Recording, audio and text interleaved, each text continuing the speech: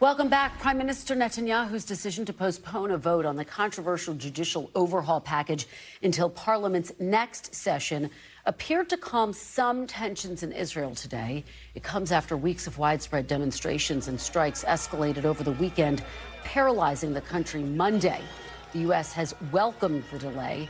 This afternoon, President Biden said he hopes Netanyahu acts to work out a compromise. And a senior administration official tells NBC News the White House believes Israel's government has likely abandoned the divisive overhaul plan and says Netanyahu is now motivated to work toward alternatives with broader support.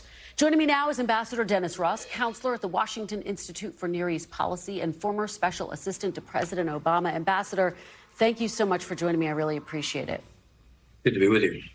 I want to start off by getting your reaction to NBC's reporting that the White House believes Prime Minister Netanyahu has abandoned his judicial overhaul plan.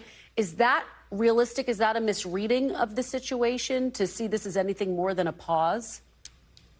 Right now, I would say it's a pause. It's not an abandonment. If it was really perceived as an abandonment, he would probably see his government break up. And I think he's going to try hard to preserve the government. It may not be sustainable because in the end, if you don't have some kind of compromise, you're going to see a replay of what we were seeing before.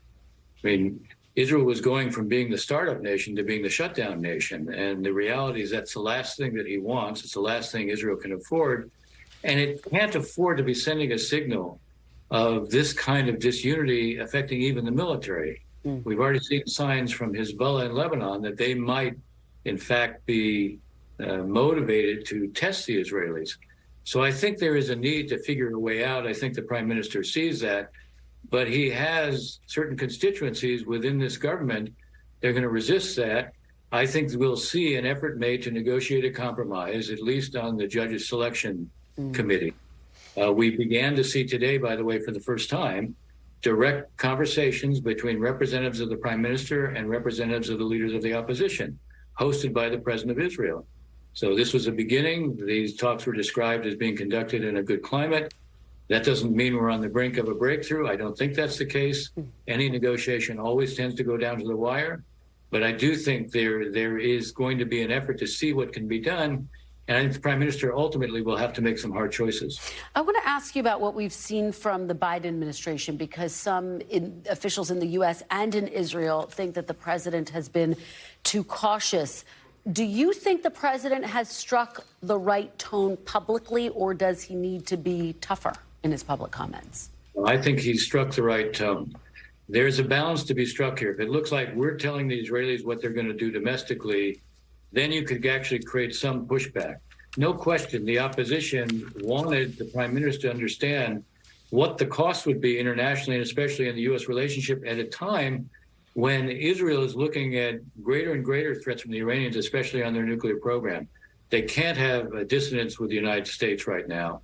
And I think they wanted some sign that this was an issue that mattered to the United States and to the relationship.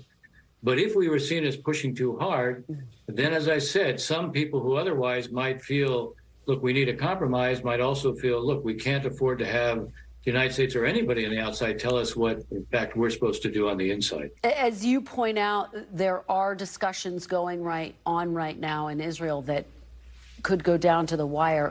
What do you anticipate we will see in the meantime? Should they be bracing for more protesters in the coming days? We're not going to see an end to protests completely, because many of the protesters will feel that if they give up what is the leverage they've created, that the government might feel they can go ahead and succeed with their proposal as it stands, or only with very minute changes. On the other hand, you're not seeing the general strike. The size of the demonstrations will change. They'll only recoup if it looks like the government isn't negotiating in good faith. And I think, as I said, the need to demonstrate that there's a serious effort to produce compromise will actually have an effect not only on the government, but also the opposition representatives as well. No one could look like they want to sustain the disunity. And can you just help us understand, finally, it seems like firing the defense minister really pushed things over the brink. Was that the tipping point here? And we have just less than a minute. I think we're right on the edge of that. And then to have the Minister of Defense, who's responsible for Israel's security, saying the security is being threatened and I cannot be a party to that, that was too much. We saw spontaneous turnout of more than 100,000 people. We saw an agreement between the laborers and other labor unions and the business people, which we've never seen before. That was the key point. All right. Ambassador Dennis Ross, thank you so much for your perspective. We really appreciate it. Thanks for watching our YouTube channel. Follow today's top stories and breaking news by downloading the NBC News app.